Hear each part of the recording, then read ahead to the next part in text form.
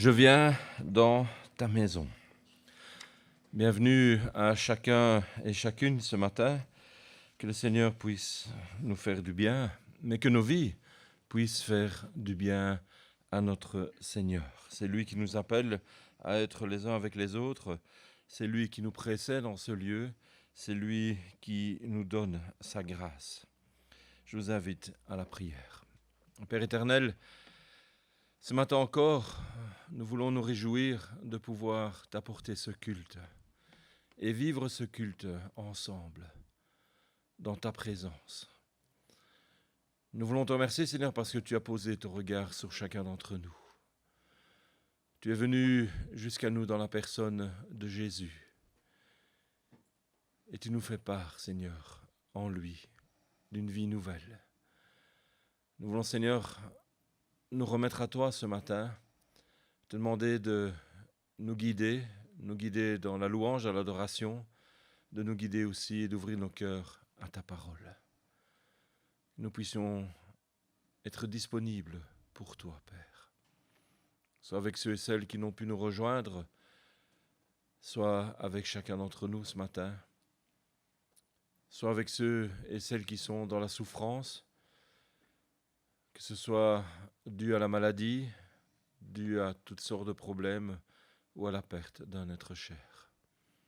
Merci encore parce que nous savons que nous pouvons nous remettre à toi et que tu prends soin de chacun d'entre nous. C'est dans le nom de Jésus que nous voulons entrer dans ce culte, te le remettre, nous remettre à toi et te demander, Seigneur, que ton esprit fasse son œuvre dans nos vies. Amen.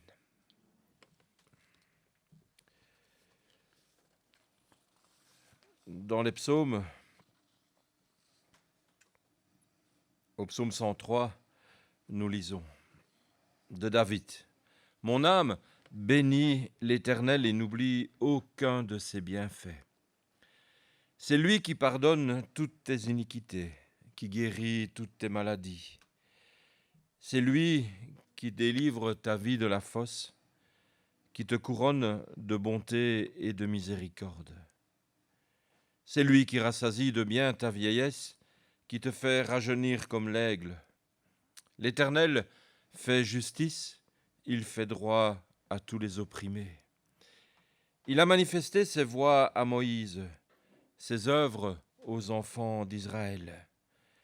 L'Éternel est miséricordieux et compatissant, lent à la colère et riche en bonté. Il ne conteste pas sans cesse. Il ne garde pas sa colère à toujours. Il ne nous traite pas selon nos péchés. Il ne nous punit pas selon nos iniquités. Mais autant les cieux sont élevés au-dessus de la terre, autant sa bonté est grande pour ceux qui le craignent. Autant l'Orient est éloigné de l'Occident, autant il éloigne de nous nos transgressions. Comme un père a compassion de ses enfants, l'Éternel a compassion de ceux qui le craignent. Car il sait de quoi nous sommes formés. Il se souvient que nous sommes poussière. L'homme, ses jours sont comme l'herbe. Il fleurit comme la fleur des champs. Et lorsqu'un vent passe sur elle, elle n'est plus. Et le lieu qu'elle occupait ne la reconnaît plus. Mais la bonté de l'Éternel dure à jamais pour ceux qui le craignent, et sa miséricorde pour les enfants de leurs enfants, pour ceux qui gardent son alliance et se souviennent de ses commandements afin de les accomplir. Dans ce psaume, on a tout. On a ce rappel que Dieu est un Dieu d'amour, un Dieu qui pardonne, un Dieu qui ne tient pas rigueur, un Dieu qui peut peut-être parfois élever la voix ou nous faire comprendre qu'il n'est pas content, mais qui ne reste pas dans cet état. On a aussi dans ce psaume le rappel que Dieu est au-dessus de tout, que c'est lui qui a donné la vie, que c'est lui qui la reprend. On retrouve aussi dans ce psaume un peu qui nous sommes, de passage sur cette terre. Bien peu de choses, pourrions-nous dire, par rapport à l'immensité de Dieu.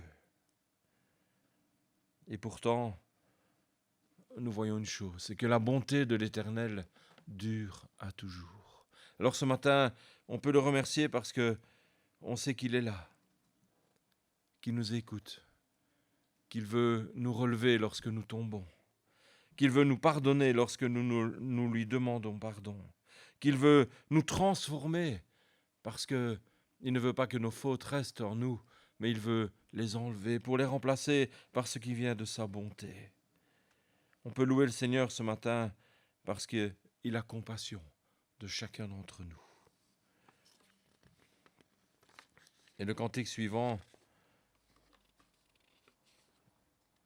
nous interpelle dans le sens où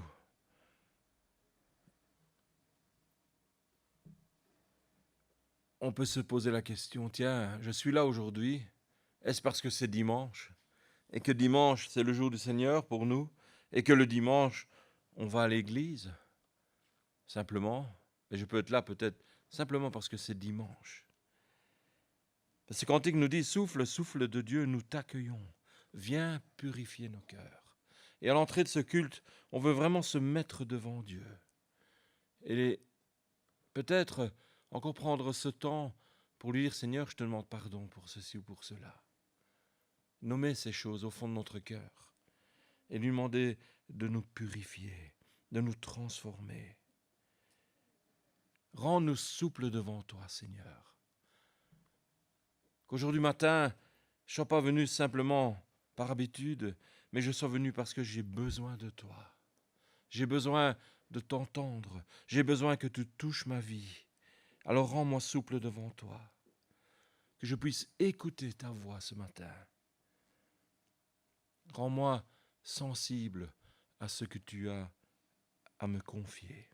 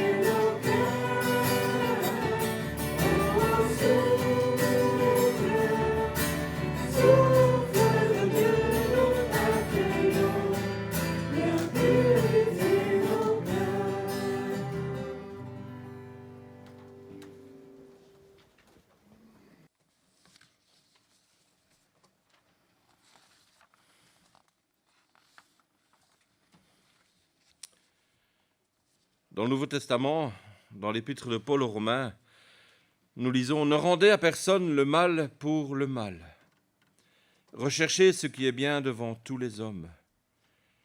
S'il est possible, autant que cela dépend de vous, soyez en paix avec tous les hommes. Ne vous vengez point vous-même, bien-aimés, mais laissez agir la colère, car il est écrit « À moi la vengeance, à moi la rétribution, dit le Seigneur. » Mais si ton ennemi a faim, donne-lui à manger. S'il a soif, donne-lui à boire.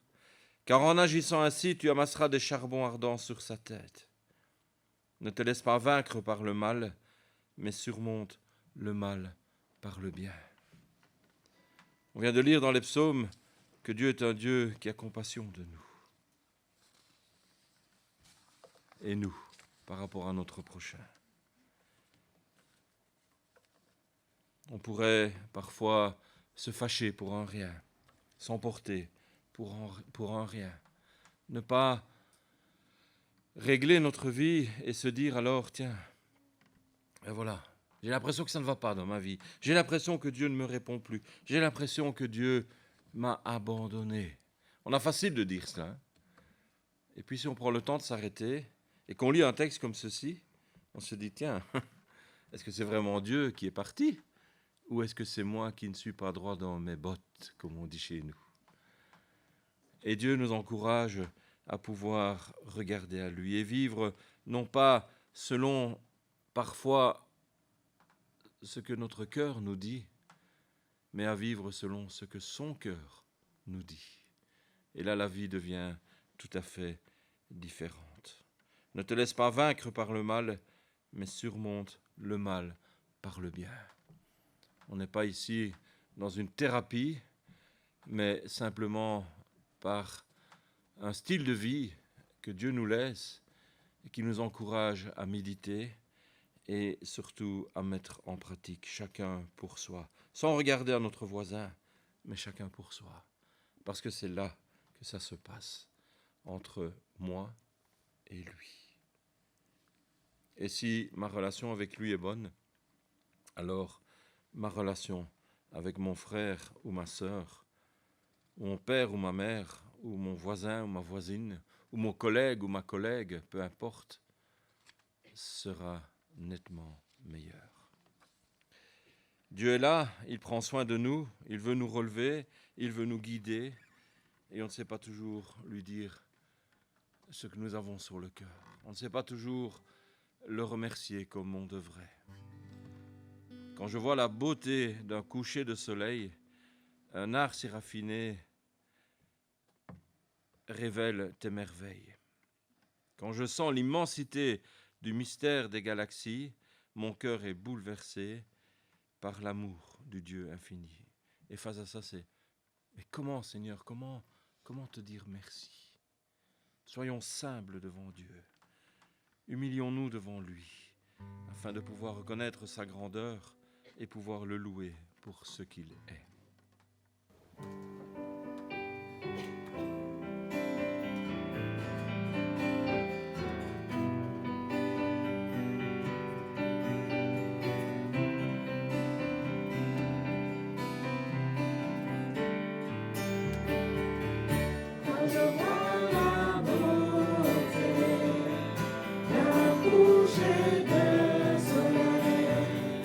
Un assis raffiné me révèle.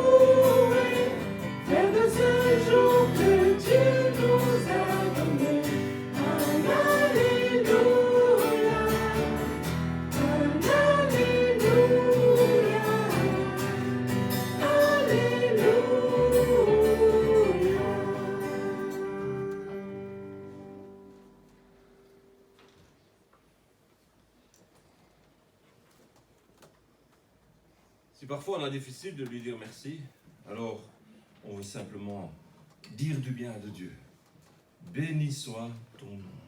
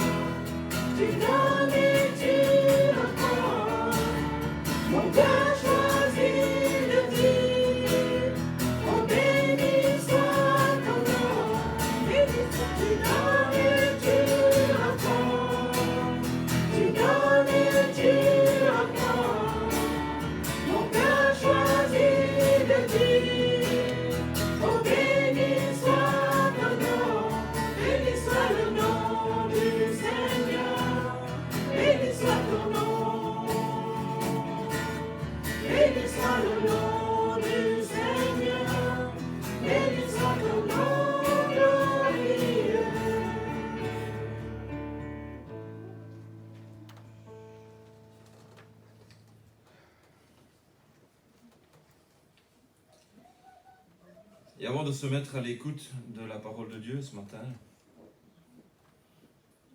on veut simplement se rappeler que Jésus va avoir une place centrale dans notre vie.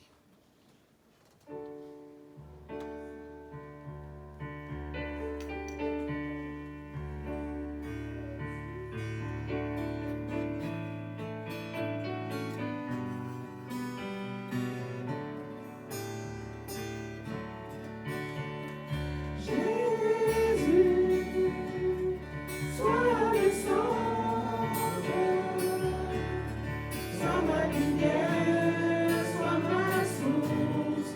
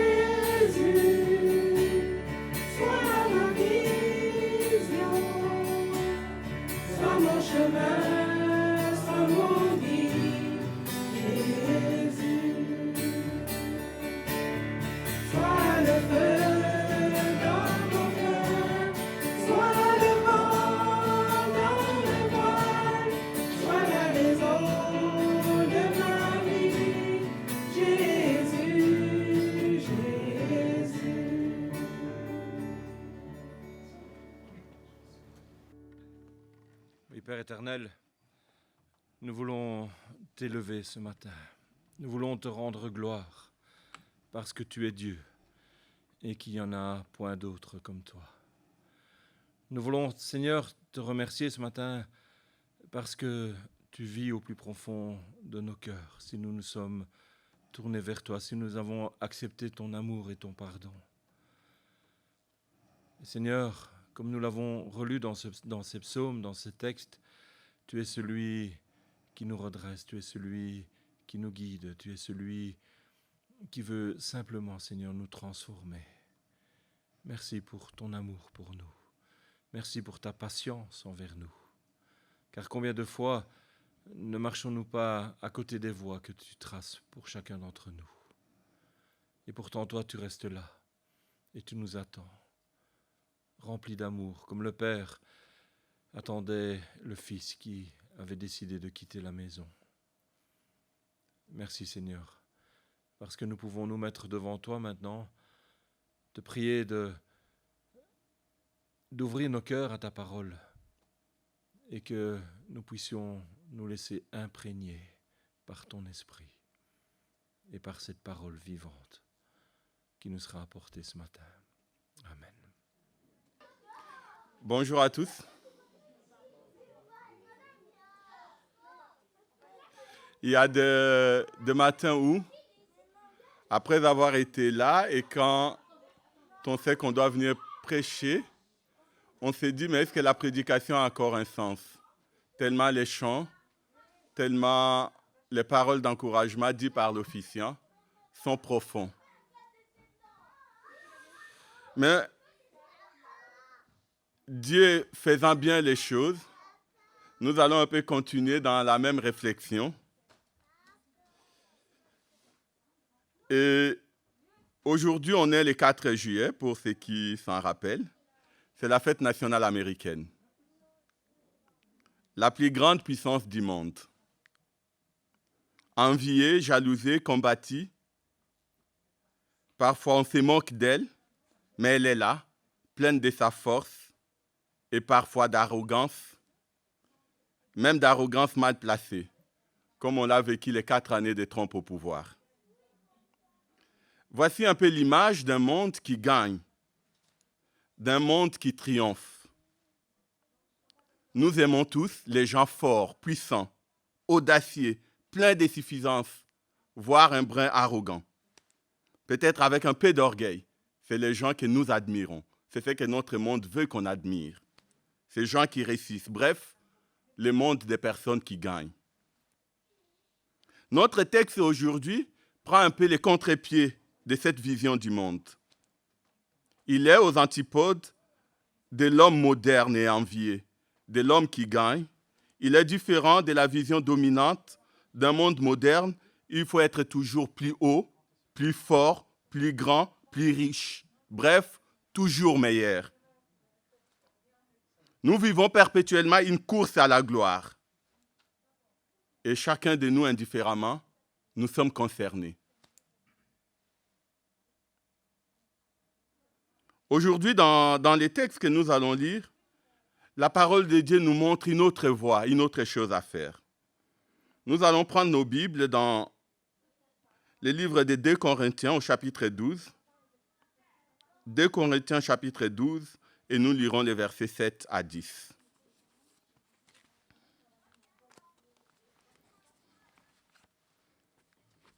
« 2 Corinthiens 12, les versets 7 à 10.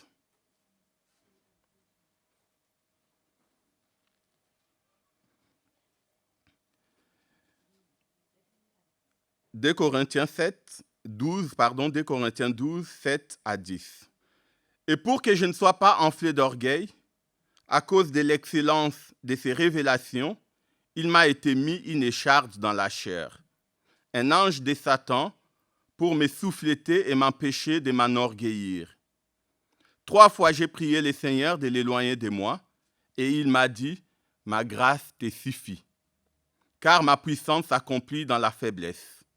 Je me glorifierai donc bien plus volontiers de mes faiblesses, afin que la puissance de Christ repose sur moi.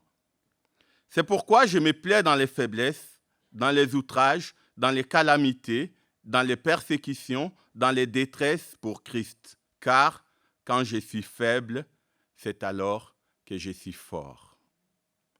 Parole du Seigneur.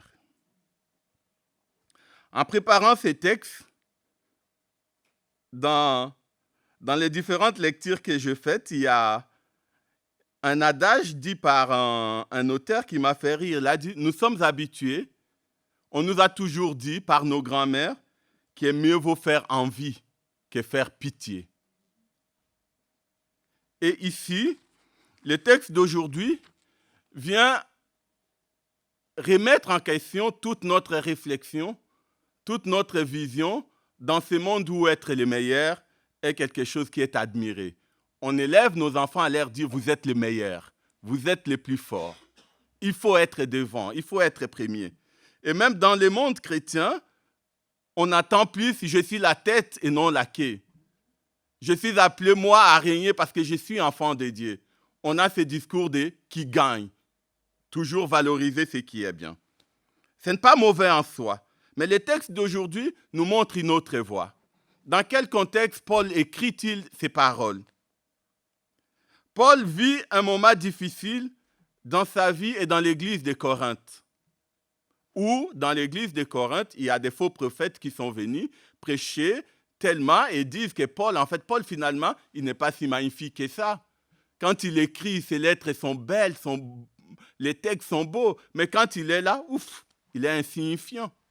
Bref, Paul était très critiqué et les chrétiens de Corinthe étaient un peu touchés par ça. Et Paul, dans ces textes où on arrive, les petits passages qu'on a lus, précède une série de textes où Paul répond à ces prophètes d'un nouveau genre qui viennent à l'église de Corinthe pour troubler les chrétiens. Et qu'est-ce que Paul leur dit entre autres? Paul raconte un peu, il dit, mais c'est vrai, ils sont orgueilleux, mais moi aussi, j'ai des raisons d'être orgueilleux. Est-ce qu'ils sont plus juifs que moi? Est-ce qu'ils sont plus intelligents que moi? Est-ce qu'ils ont fait plus de travail pour Christ que moi? Ben non, j'ai fait tout cela. Si moi aussi je devais me comporter comme eux, j'aurais des raisons d'être aussi orgueilleux, d'être aussi meilleur, d'être aussi mieux qu'eux. Mais finalement, ce n'est pas tellement ce que moi j'ai choisi. Et malgré cette épreuve, Paul souffre face à ces gens qui disent tant de mal de lui. Et Paul dit, j'ai prié 3 fois, j'ai demandé à Dieu de venir me délivrer. Et 3 fois, Dieu n'a pas voulu me délivrer. Dieu m'a répondu, ma grâce te suffit. Ainsi en est-il parfois de notre vie. Et même parfois, plus souvent que seulement parfois. Nous passons à côté des moments difficiles. Nous faisons face à des témoignages ou dans nos familles, à des personnes qui nous font tellement souffrir, qui nous font du mal. Nous avons des problèmes qui nous dépassent. Et dans ces moments-là, comme l'a dit le pasteur tout à l'heure, on a tendance à dire, mais Dieu, pourquoi tu ne réponds pas? Dieu, tu nous as abandonnés, Dieu, tu n'es pas là.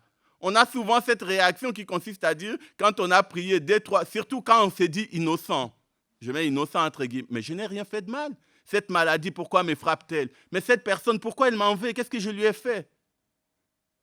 Et tu demandes à Dieu, parce que tu dis, je suis chrétien, je dois quand même prier. Tu pries Dieu et tu n'as pas de réponse. La situation ne change pas. Comment réagissons-nous en ce moment-là? Quelle est notre réaction face à ces problèmes? Et je voudrais, avant de passer cette phrase, lire un peu les mots de Paul lui-même, quand il fait toute cette réflexion par rapport à ce qui se passe. Alors, on va revenir un chapitre en arrière, dans 2 Corinthiens, au chapitre 11, et nous lirons, c'est un peu long, le verset 16-33, mais j'ai trouvé que ces mots étaient assez forts et que ça valait la peine de les lire tous aujourd'hui.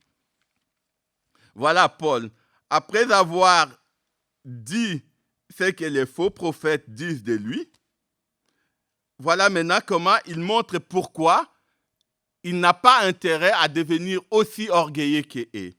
Que dit-il au verset 16? Je le répète, que personne ne me regarde comme un insensé. Sinon, recevez-moi comme un insensé, afin que moi aussi je me glorifie un peu. Ce que je dis, avec l'assurance d'avoir sujet de me glorifier, je ne le dis pas selon le Seigneur, mais comme par folie. Puisqu'il en a plusieurs qui se glorifient selon la chair, je me glorifierai aussi. car vous supportez volontiers les insensés, vous qui êtes sages. Si quelqu'un vous a servi, si quelqu'un vous dévore, si quelqu'un s'empare de vous, si quelqu'un est arrogant, si quelqu'un vous frappe au visage, vous les supportez.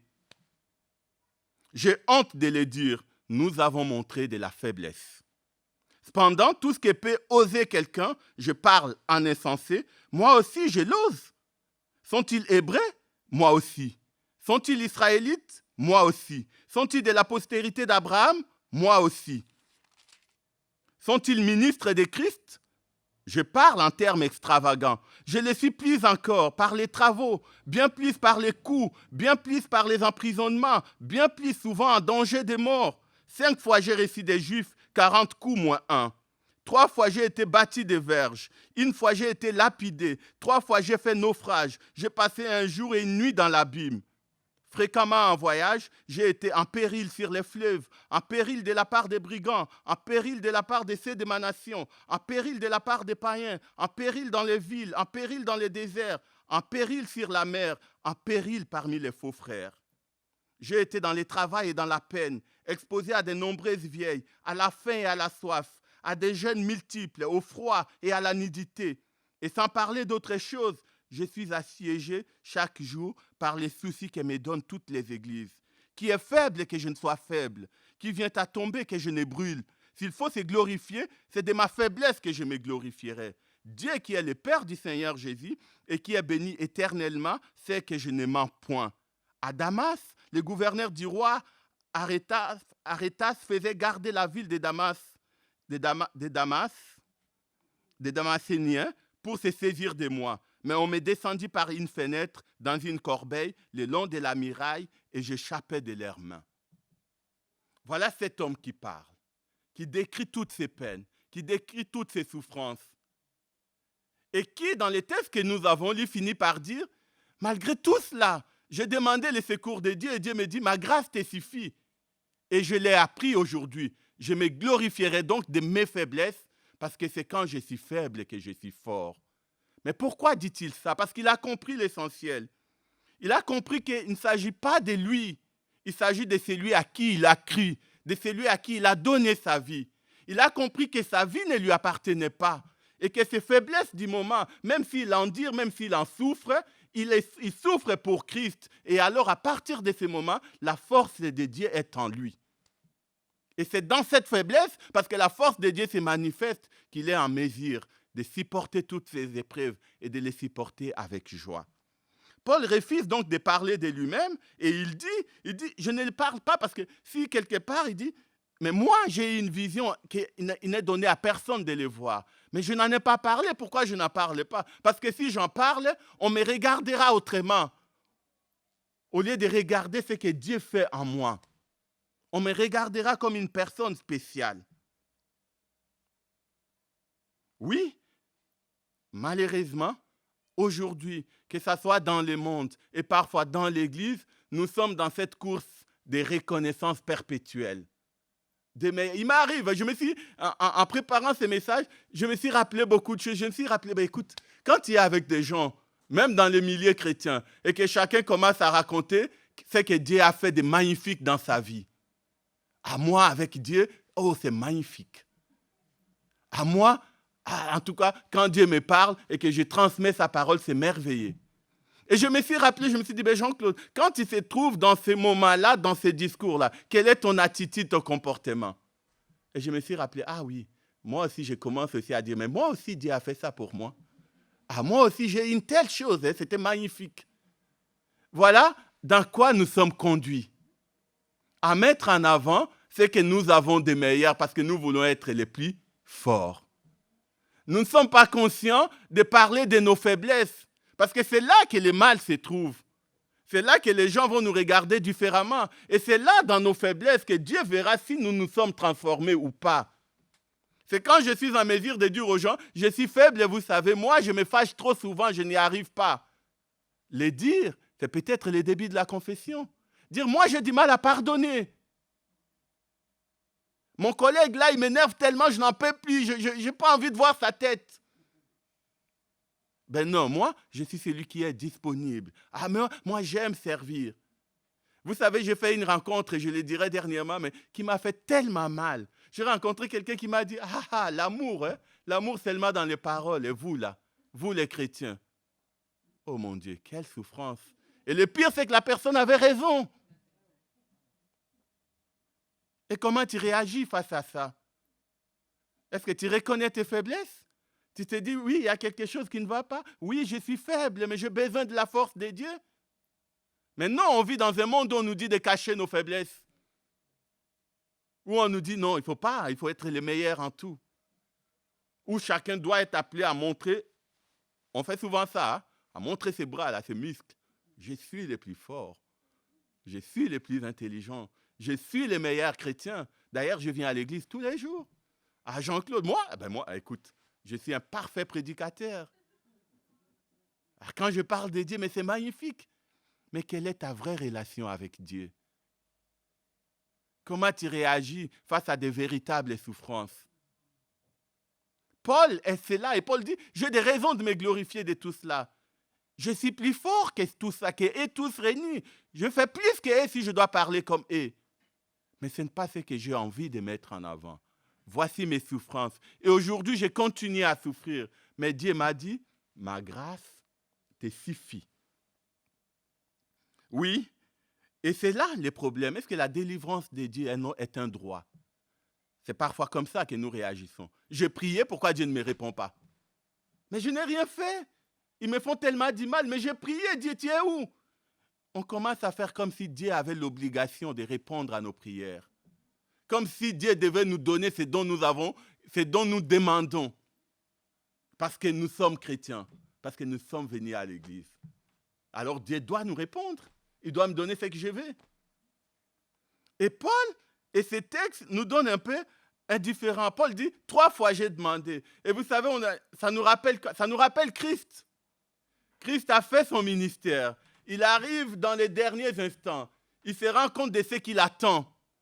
Qu'est-ce qu'il fait? Il prend ses 3 fidèles amis. Il prend Pierre, Jean et Jacques. Venez avec moi. Restez veillés, car le moment est difficile.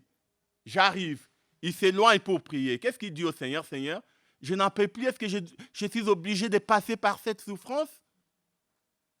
Et puis il s'est ressaisi, Seigneur, non pas ce que je veux, mais ce que toi tu veux. Comme nous a rappelé le pasteur tout à l'heure. Pas ce que mon cœur veut, mais ce que veut le cœur de Dieu.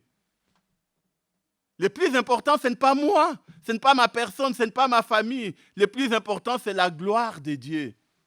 Car la gloire doit revenir à Dieu, comme a dit un auteur, mais pas à ses lieutenants. Qu'est-ce que Dieu veut? Qu'est-ce que Dieu attend de toi? Qu'est-ce que Dieu attend de moi? Et tout comme Christ, après 3 fois, Christ a fini. Mais vous dormez? Bon, maintenant, allez, levez-vous. L'heure est arrivée. Et on voit juste dans les minutes qui suivent, ces disciples qui dormaient, quand on arrive pour arrêter Jésus, Pierre, allez, il est le plus fort, il sort son épée, bam! Non, moi je défends mon maître. Mais tu le défends comme toi tu veux. Lui, il avait besoin de toi pour veiller et prier, pas pour arracher ton épée. Il savait ce qu'il attendait. Voilà parfois notre réaction. Quand Dieu ne vient pas à notre secours, nous avons tendance à réagir nous-mêmes. Face à ses collègues, face à ses maris, face à cette femme, face à ses voisins, face à ses frères de l'église. Ah, j'en ai marre de les supporter. Dieu n'a pas intervenu, il va voir ce que je vais lui montrer. Moi aussi, je vais lui montrer de quoi je suis capable. Et voilà notre attitude. Voilà notre réaction à nous tous. Oui, nous avons tendance à croire que Dieu est à notre service. Il doit répondre à nos prières, surtout si nous nous considérons comme victimes innocentes. Mais, comme a dit Paul, 3 fois j'ai supplié et une seule réponse. Ma grâce te suffit. Voici la réaction de Dieu. Voici la réponse de Dieu. Parce que mieux que personne, il sait ce dont nous avons réellement besoin. Et la grâce de Dieu est quelque chose qui, j'ai envie de dire, qui est plus que la simple force, la simple consolation. La grâce de Dieu nous permet non seulement d'affronter les épreuves, non seulement de les supporter, mais nous permet d'avancer avec la joie. Vous savez, quand on chantait tout à l'heure, l'une des chants qui a dit, oui, Christ a souffert, il a été cloué, il a été mis sur la croix. Mais la mort n'a pas pu les retenir, il est ressuscité. Si on marche avec Dieu, si Dieu est à nos côtés, peu importe les souffrances que nous endurons, peu importe ce que les gens peuvent dire de nous, peu importe les problèmes par lesquels nous pouvons passer, ces problèmes-là ne nous garderont jamais à terre, parce que Dieu est plus fort et plus vivant. Et parce qu'avec lui, nous pourrons toujours nous relever. Même si la maladie est toujours là, mais avec Dieu, je suis toujours plus joyeux. Même si ma souffrance est encore là, mais avec Christ, j'ai toujours la force d'avancer. Et j'ai surtout le bonheur de pouvoir dire aux autres, j'ai Christ en moi, malgré mes problèmes. Pas uniquement nous glorifier de nos orgueils, de dire nous sommes meilleurs comme eux, mais vous savez, je souffre moi aussi. Vous savez, moi aussi j'ai des difficultés. Vous savez, ma vie aussi ne va pas bien. On a des problèmes aussi dans la famille. Mais malgré tout cela, je suis sûr d'une chose. Dieu, par son Fils, marche avec nous. Dieu nous prend par la main et il continue à nous aider. Et avec lui, nous sommes sûrs que nous traverserons les épreuves. Et avec lui, quand le moment de la délivrance viendra, il se lèvera les derniers pour me délivrer. Parce qu'il est le roi, parce qu'il est le maître. Oui, et ce texte-là, cette réponse de Dieu, ma grâce te suffit car, dit-il, ma puissance accomplie dans ma faiblesse prend les contre-pieds parfaits du monde dans lequel nous vivons aujourd'hui. En ce lendemain d'élimination des diables, le monde va à gauche et Dieu tire totalement à droite. Tu vois comme ces pénaltys là où les gardiens plongent là-bas et la balle va de l'autre côté. Ainsi, la parole de Dieu ce matin nous prend à contre-pied. Il nous dit, vous voulez être fort, reconnaissez votre faiblesse. Faites-moi confiance. Et c'est dans la faiblesse que moi je manifeste ma puissance. Oui, Paul a non seulement saisi le message, mais il l'a compris, il l'a accepté et a décidé d'aller de l'avant. En connaissance des causes, avec joie et non en boudant, en râlant, en pleurant ou en se plaignant. Vous savez, très souvent, nous les chrétiens, nous sommes parmi les plus plaintifs. On a dit, oui Seigneur, j'ai prié Seigneur, je t'ai confié ma difficulté. Oui Seigneur, je sais que ta grâce me suffit. Mais à la moindre occasion, je n'en peux plus, j'en ai marre. Mais celui-là, je ne le supporte plus. Mais il exagère, je n'en peux plus. Mais où est la grâce de Dieu? Est-ce que tu fais confiance que Dieu là va t'aider à traverser? On fait semblant d'accepter les choses, mais en fait, on ne les accepte pas parce qu'on râle tout le temps. On empoisonne notre vie par notre propre souffrance intérieure. Mais je n'arrive pas à me débarrasser de ces problèmes. On est plus incapable d'offrir un sourire à un frère, même à nos enfants à la maison. Les parents, quand nous sommes en colère, là, même si les enfants ne sont pas responsables, il suffit qu'ils disent un mot de travers, un cri de travers, et nous déversons toute notre colère contre lui. Alors qu'il n'y est pour rien dans nos problèmes de travail. Mais ainsi, nous sommes en tant qu'hommes dans notre faiblesse. Et très souvent, dans notre relation avec Dieu, on a ce même type de réaction. Parce qu'il y a quelque chose qui nous dérange, Dieu devient le coupable idéal. Même si on fait semblant de dire que oui, le Seigneur, Seigneur, Seigneur, mais on continue à souffrir. On continue à en vouloir au monde entier et même à en vouloir à Dieu. Dieu nous dit ce matin, ma grâce te suffit, car c'est dans ta faiblesse que se manifeste ma puissance.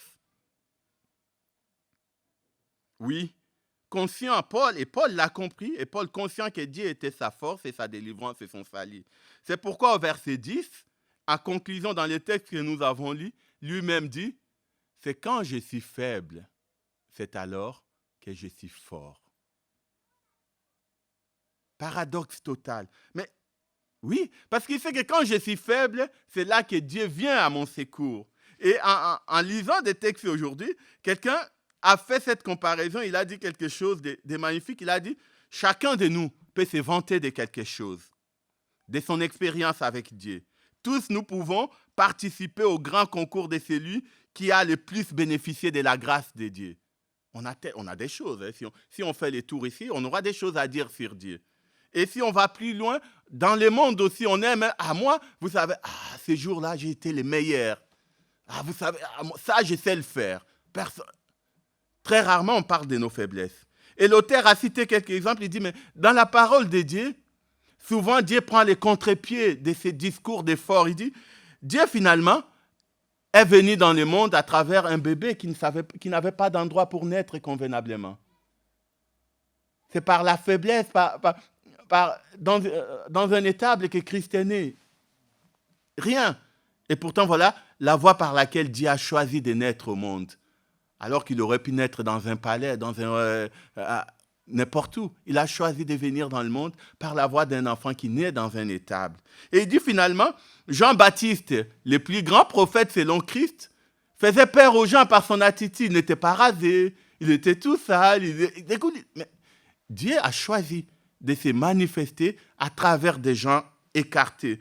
Puis il dit Moïse, le bègue, l'homme qui ne parlait pas, qui ne savait pas. Mais c'est moi aller délivrer ton peuple, mais je ne sais même pas parler. Tu iras. Puis par Jacob, les fourbes, c'est lui qui a trahi son frère, qui a trahi son père. Mais parce qu'ils ont compris, après leur moment de faiblesse, ils ont reconnu leur esprit. Dieu est venu à leur secours. Et Dieu les a utilisés. Et puis, on peut parler de Jonas, les trouillards. Moi, aller dans cette ville pour prêcher, mais ces habitants vont me tuer, je n'y vais pas, je préfère fuir. Et quand il s'est retrouvé dans le ventre du poisson, où il a compris que la vie arrivait à ses termes, Dieu vient à mon secours, j'ai besoin de toi. Et là, il a vu la puissance de Dieu s'exprimer. Et quand il a vécu, il a reconnu sa faiblesse, il s'est confessé devant Dieu, mais il a pu aller faire 3 jours, 3 nuits dans Ninive pour prêcher la parole de Dieu. Voilà ce que Dieu est capable de faire avec nos faiblesses, si nous nous abandonnons entre ses mains, si nous reconnaissons nos faiblesses. Et la plus grande faiblesse qu'on a au-delà de nos caractères de vie, c'est simplement les péchés qui collent à nous. Je pense que si chacun de nous prenait 1 minute maintenant et réfléchissait à sa vie, à sa relation avec Dieu, il trouvera quelque part dans sa tête, là, je ne suis pas très fidèle à Dieu. Là, j'ai du mal à faire ce que Dieu attend de moi sur ces points précis. Mais est-ce que nous avons assez de force pour dire à Dieu, Seigneur, je reconnais mon incapacité, je reconnais ma totale faiblesse, j'ai besoin de toi, j'ai besoin que tu m'aides. Est-ce qu'on est prêt à les reconnaître? Et deuxièmement, on est prêt à accepter ces défis? On a réellement envie d'échanger? Parce que c'est ce que Dieu attend de nous, la reconnaissance et la volonté d'aller plus loin. Sans les 2 éléments, il est difficile que la puissance de Dieu se manifeste dans notre faiblesse parce que nous n'en sommes pas conscients. Oui, et cet auteur a continué en disant finalement, le salut est entré par les voleurs, non? Les voleurs dans la Bible, c'est qui, par excellence? Qui a reçu Christ? Par Zachée? Cet homme que tout le monde traitait de grands voleurs, c'est lui là qui détourne les gens. Et c'est celui chez qui Christ veut aller. Et oui, et Christ dit aujourd'hui, le salut est entré dans cette maison. Parce que Zachée, bientôt il a dit, ah tant pis, les gens vont dire ce que ils vont dire, moi je vais monter dans cet arbre, parce que j'ai envie de voir cet homme dont on parle tant. Et le paradis a été promis à la croix à un brigand. Et Jésus lui-même disait quelque temps avant, je ne suis pas venu pour les justes, mais pour les injustes. Je ne suis pas venu pour les bons, mais pour les mauvais. Nous voulons tellement être bons que parfois nous passons à côté du message essentiel de Christ, parce que nous sommes meilleurs. Oui, pour terminer, parce que je pense que le temps file, je ne sais pas combien de temps j'ai mis, pasteur. Peu importe les problèmes que nous pouvons avoir, peu importe notre expérience avec Dieu, peu importe qui nous sommes, ce matin, la grâce de Dieu est à notre disposition. Comme il a dit à Paul, ma grâce te suffit. Aujourd'hui, c'est à nous qu'il parle. C'est à toi, c'est à moi. Dieu nous dit, ma grâce est pour toi. Ne cherche pas autre chose. Si tu acceptes ma grâce, si tu la reçois, si tu la vis, alors malgré tes moments difficiles, malgré tes épreuves, je serai à tes côtés et je te ferai voir toute ma puissance.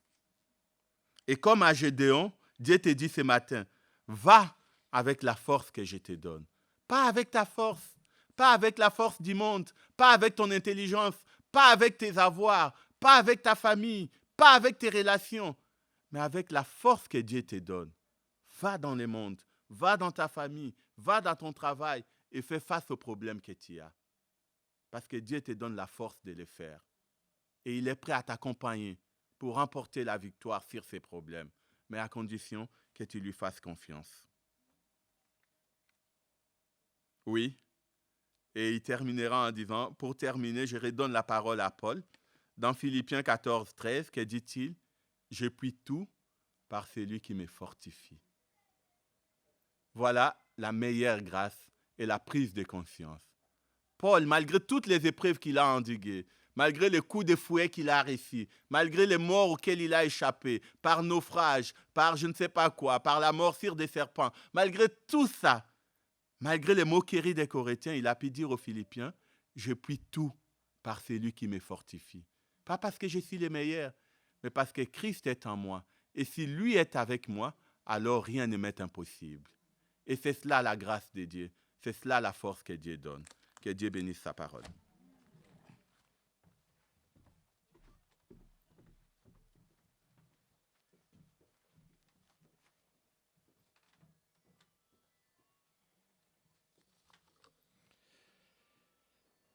Merci Jean-Claude pour ce message. Et moi, je vous donne rendez-vous dimanche prochain pour le culte. Merci de respecter les règles comme vous le faites pour le moment, en tout cas. C'est agréable et c'est moins de stress pour nous en tant que responsables. Culte dimanche prochain à 10h30 et puis des anniversaires cette semaine. Marie-Thérèse, Julia, moi-même, Chantal, Fabrice, le petit Fabrice, Joshua, Christian Junior. Est-ce qu'il y a quelqu'un d'autre qui a son anniversaire cette semaine? Non, tant pis pour vous, nous on l'a. Et on veut profiter en tout cas de l'année que Dieu nous accorde à ceux qui ont leur anniversaire, cette nouvelle année de vie qu'il nous prête, que nous puissions la mettre à son service.